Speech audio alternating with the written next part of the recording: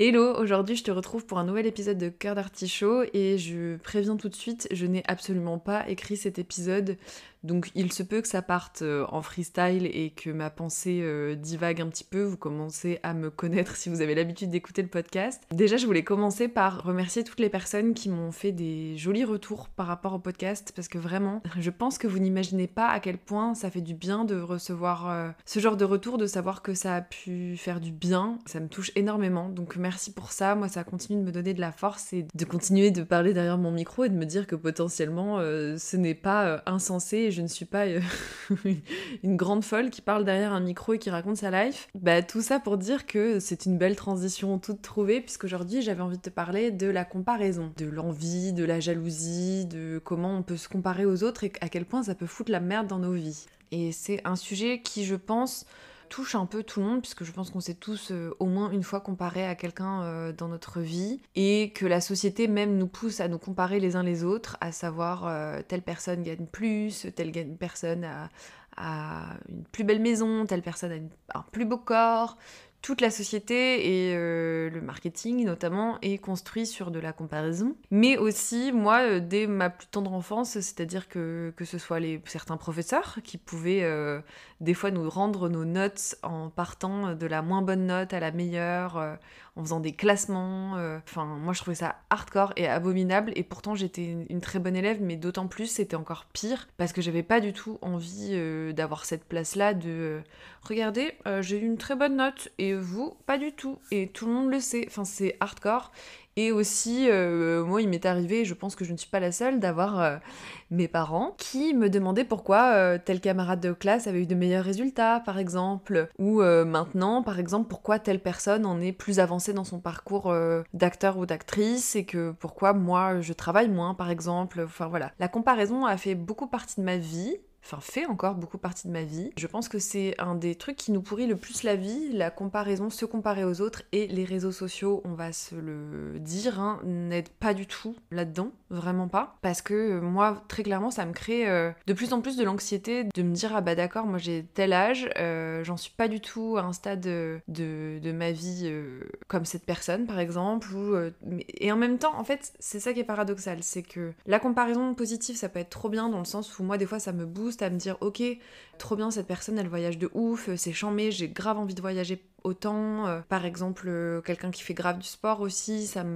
peut me pousser à me dire j'ai envie de faire plus de sport, de prendre plus soin de moi ou de mieux m'alimenter. Enfin, dans plein d'aspects de ma vie, ça peut être une bonne chose. Mais je pense que c'est à double tranchant en fait. C'est qu'il faut pas se comparer à outrance et pas se comparer avec n'importe qui, dans le sens où on est tous extrêmement différents et c'est vrai qu'on est dans un système qui nous pousse à rentrer dans les cases, à être tous pareils, à apprendre de la même manière. Et récemment, là, je suis allée voir le film La Nouvelle Personne que je vous conseille sur l'histoire de Maria Montessori, qui est une femme qui a créé un système éducatif différent pour apprendre différemment parce qu'on n'apprend pas tous de la même manière, on n'a pas tous les mêmes capacités et par exemple, on va jamais demander à un lion de grimper à un arbre ou à un poisson de courir un marathon, tu vois. Enfin, ça n'a aucun sens. Enfin, j'avais vu cette image-là qui, pour moi, était très parlante. C'est que oui, on peut trouver des inspirations avec des personnes qui peuvent nous ressembler ou qui en sont à un niveau un peu plus avancé de là où on aimerait être dans notre vie pour nous booster et aller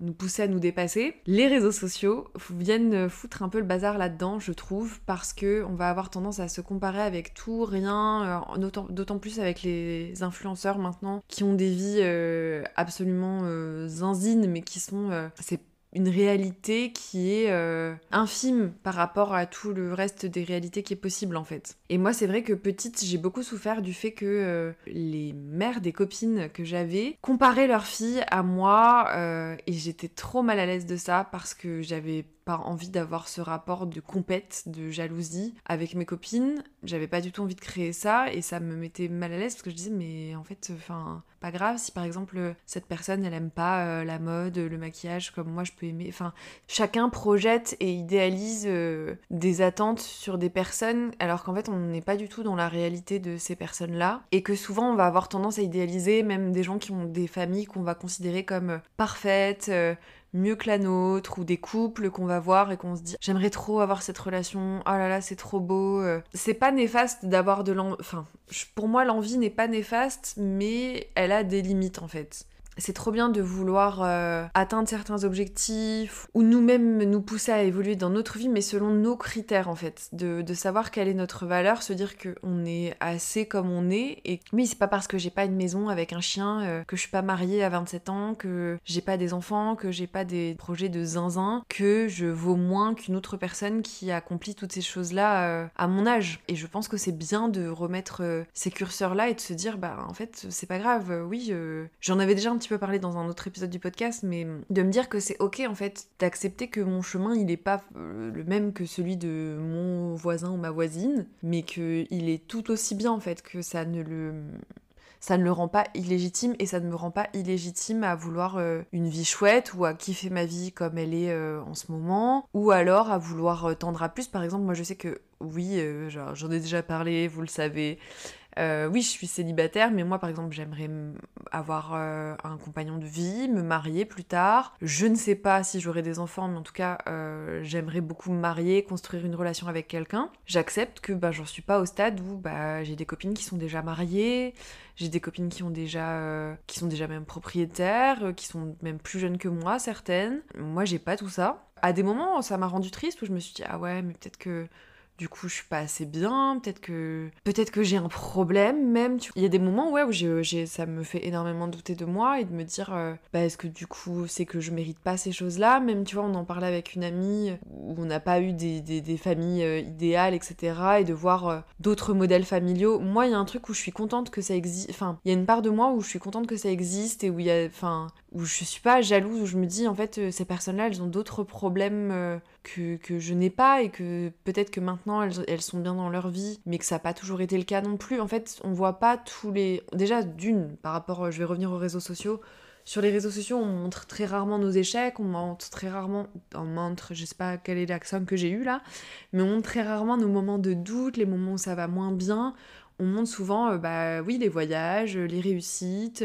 Par exemple, très récemment, je vais parler d'un événement hyper concret. Il y a un an, j'ai tourné pour la première fois un petit rôle pour une série Canal+, qui vient de sortir cette année. Il y a plein de personnes dont j'avais plus de contact, ou plein de personnes qui se sont mis à me féliciter, et où je me suis sentie obligée de minimiser ce que j'avais fait, parce que j'avais peur de décevoir, peur que les gens se rendent compte que oui, c'est une petite apparition, j'ai pas encore un second rôle ou un premier rôle dans une série, et que du coup je veux remettre les choses à leur place, déjà pour rester humble, parce que voilà, c'est la réalité des choses. Et on m'a dit, quand j'ai dit oui c'est un petit rôle, il y a certaines personnes qui m'ont dit mais c'est un rôle quand même, et c'est vrai. Pour certaines personnes du coup ça va être rien du tout, ils vont être là en mode ah ouais d'accord, donc tout ce tintouin pour 30 secondes. Déjà je pense qu'il faut célébrer toutes les réussites, et que c'est chouette aussi d'être fier du travail qu'on a accompli, parce que justement tout ça, ça fait quasiment 10 ans que ça fait quasiment 10 ans que j'ai travaillé pour ça en fait, que c'est pas du jour au lendemain, que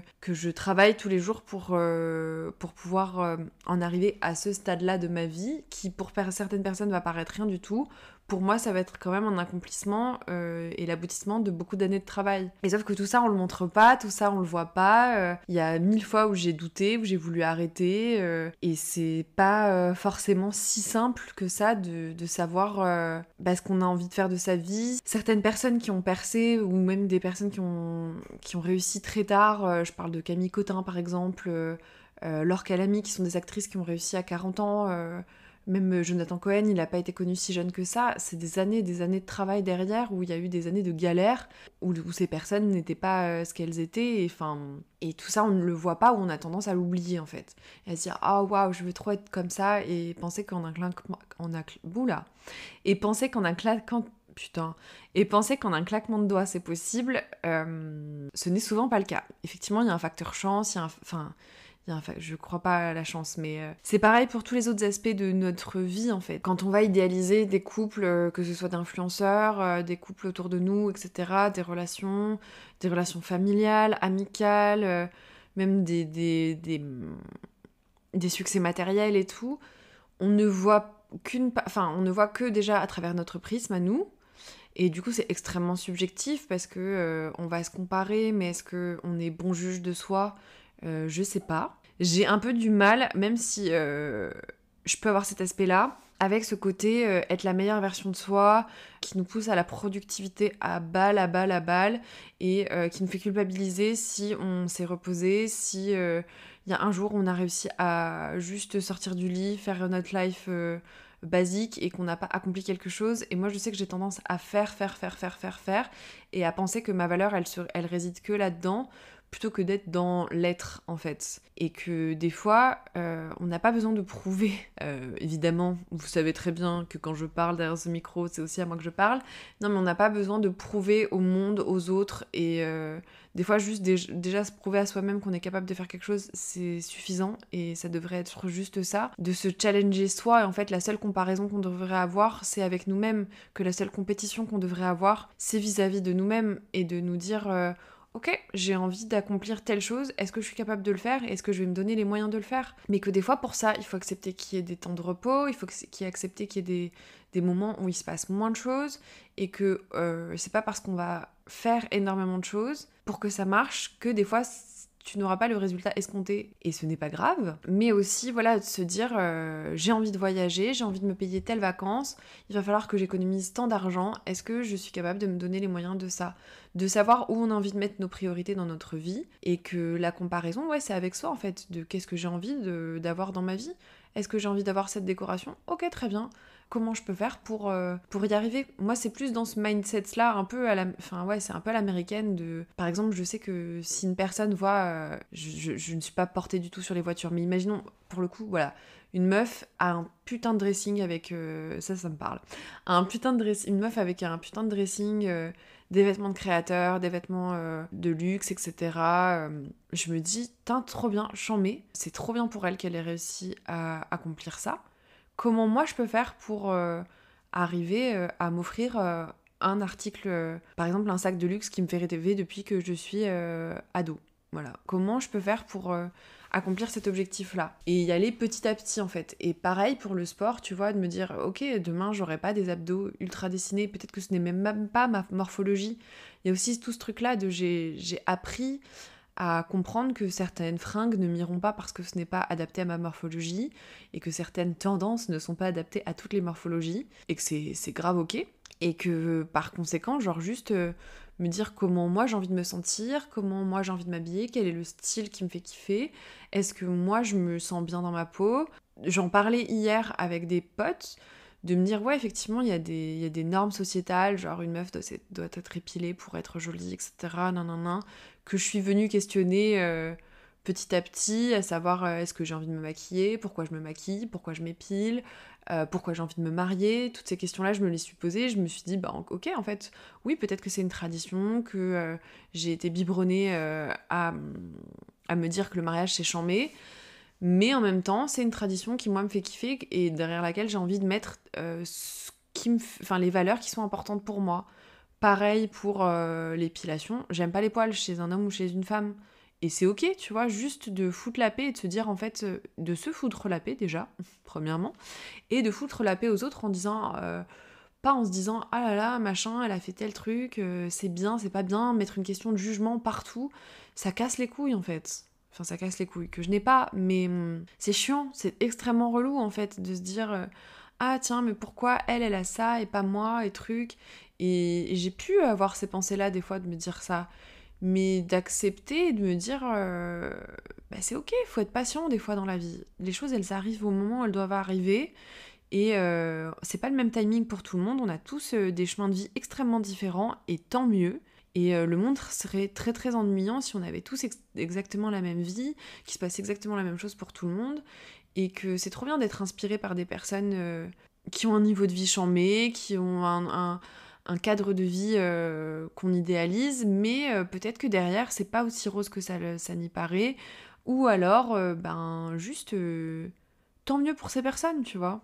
Genre, moi, je suis trop contente quand j'ai des personnes autour de... J'ai du mal à comprendre, en fait. Enfin, des fois, ça peut m'arriver d'être admirative et d'être envieuse de certaines personnes. Grave, tu vois. Par exemple, Lena Situation, il y a plein de fois où je me suis dit, waouh, Alors elle s'est donné... Et je me rends compte qu'elle s'est donné les moyens, la meuf elle avait 7 jobs, tout ce elle reçoit aujourd'hui, elle l'a absolument mérité. Et même si elle l'avait pas mérité, j'ai envie de dire, qui suis-je pour savoir si elle l'a mérité ou pas, tu vois. Mais de me dire, waouh, c'est chambé, enfin, genre, la meuf, elle est plus jeune que moi, elle est riche aux as, enfin, mais en même temps, elle se tape des espèces de burn-out, des crises d'anxiété. Est-ce que vraiment j'ai envie d'avoir ce fardeau, tu vois? Je suis pas sûre. Pareil, on a tendance à idéaliser les personnes, ouais, à idéaliser les personnes qui sont célèbres et qui du coup ont un cadre de vie privilégié. Mais faut se rendre compte de tous les sacrifices que ça veut dire derrière. Genre, tu peux pas aller acheter ta baguette tranquille, tu peux pas aller chercher ton PQ pas maquillé le dimanche, t'as pas le droit à l'erreur. Par exemple, si tu fais la moindre connerie, on entend parler partout sur les réseaux sociaux et dans les journaux. Enfin, c'est autre chose aussi, c'est que je trouve que il y a toujours un revers de la médaille, quoi qu'il. Et qu'il faut juste savoir, par rapport à nous-mêmes, est-ce qu'on est fier de nous? Est-ce qu'on est OK? Est-ce que si on a envie de changer des choses dans nos vies, est-ce qu'on est en train de faire des choses? Enfin, est-ce qu'on est en train de mettre en place ce qu'il faut pour que ça change et que ça bouge? Parce que des fois, c'est trop facile en fait d'avoir tendance à se plaindre et à se dire «Oh là là, j'aimerais trop avoir ça». Ouais, qu'est-ce que tu fais pour l'avoir en fait? Des fois, je dis pas qu'il faut... Enfin, parce que du coup, là, je suis en train de dire l'inverse de ce que je suis en train de dire tout à l'heure. C'est pas qu'il faut faire forcément quelque chose, mais des fois, genre juste mettre des habitudes. Parce que moi, je pars du principe qu'on récolte ce qu'on sème aussi, tu vois. Que tu peux pas t'attendre à ce que... je sais pas, par exemple, ton rêve, c'est d'avoir une entreprise. Bah, si tu fais rien pour aller dans ce sens-là, forcément, ça va pas tomber du ciel, quoi. Alors peut-être que oui, et tant mieux, mais c'est rare. Voilà. Donc c'est plus ça, tu vois, moi genre je sais que la période où j'étais pas bien dans mon corps, le fait de commencer à faire du sport, il avait que je sois extrêmement patiente puisque les résultats pour que ça se voit sur le long terme, il faut tenir en fait, c'est de la persévérance. Mais c'est cette persévérance-là et cette discipline-là, en fait, d'avoir au quotidien une sorte de discipline envers soi qui permet d'arriver à ce qu'on veut, quoi, à arriver à ce qu'on souhaite. L'herbe paraît toujours plus verte ailleurs, mais je pense qu'il est nécessaire d'arroser sa propre pelouse. Je ne sais pas d'où c'est sorti. Très Desperate Housewives comme petite remarque. L'herbe paraît toujours plus verte ailleurs. On a toujours l'impression que on sait toujours mieux comment il faudrait faire mieux les choses que les autres, etc. C'est pas vrai. Je pense pas que ce soit vrai. Cultivons notre jardin et on verra qu'il y aura de belles plantes ou de beaux arbres qui vont pousser. Mais pareil, un arbre, un chêne magnifique, ça met des centaines d'années à pousser. Voilà, il n'est pas apparu là du jour au lendemain. Pareil pour des belles roses, ça s'entretient, il faut y mettre du soin, et c'est ce que je vous souhaite de faire avec votre propre vie. Voilà. Plus on va cultiver des belles choses et de pas être dans la frustration et dans l'aigritude, plus on se sentira mieux dans nos vies. Et je pense que c'est ça que j'ai envie de faire de plus en plus, et de me dire que finalement, peut-être que cette personne, elle a telle ou telle chose. Mais moi, j'ai peut-être d'autres choses qui sont tout aussi bien, finalement. Voilà, c'était ma petite réflexion du jour. J'avais envie de vous partager ma réflexion autour de la comparaison, qui est, je pense, un gros poison. Si on arrêtait de se comparer ou si on essayait de moins se comparer aux autres, le monde irait bien mieux. Non, je vous souhaite de passer une très belle journée, soirée, matinée, et je vous dis à très vite pour un nouvel épisode de Cœur d'Artichaut. Si tu as aimé cet épisode, n'hésite pas à le noter sur les plateformes sur lesquelles tu l'écoutes, à t'abonner, à soutenir le podcast, à le partager, ça me ferait extrêmement plaisir. Je te dis à très vite. Ciao!